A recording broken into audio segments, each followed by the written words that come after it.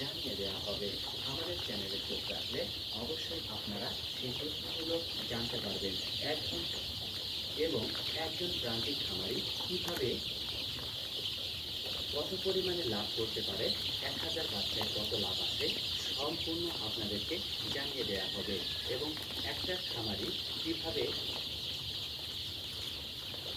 নতুন উদ্যোক্তা হয়ে ব্যবসা শুরু করতে পারে, সেই তথ্যগুলো আপনাদেরকে জানিয়ে দেওয়া হবে। তো চলুন আমরা এই প্রান্তিক খামারের কাছ থেকে কিছু তার মুখের কথা শুনে আসি। আসেন কাদের ভাই, আসো। আমি আপনাদের জিজ্ঞেস করবো যে 1000 বাচ্চাকে বড় করতে বড় করতে কতদিন সময় লাগতে পারে, আর কতটুকু প্রয়োজন হতে পারে।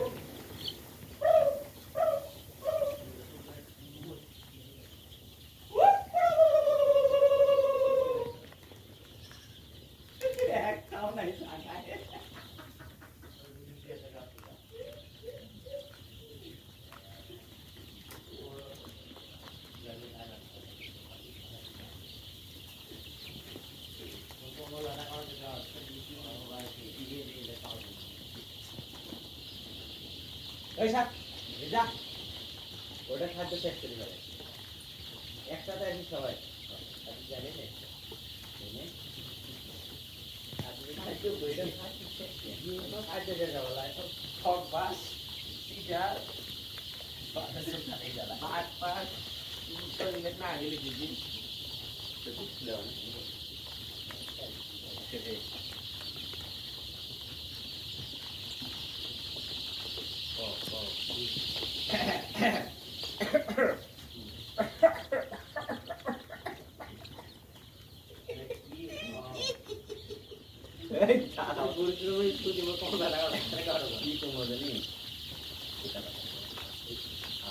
গাড়ি গেল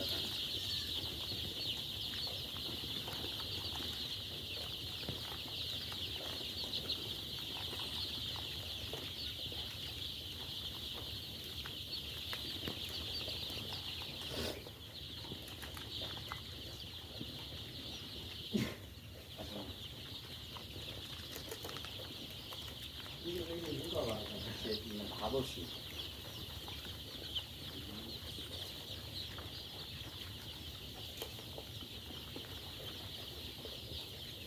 যে সময় এই খামার বাচ্চা কতগুলো আছে, আপনি বলবেন যে 7,000 থেকে 100 টাকা কম আছে, ঠিক আছে।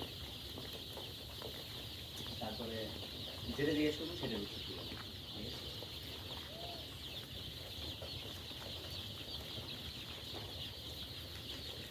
আসসালামু আলাইকুম কাদের ভাই। ওয়ালাইকুম আসসালাম, কেমন আছেন আপনি? আলহামদুলিল্লাহ ভালো।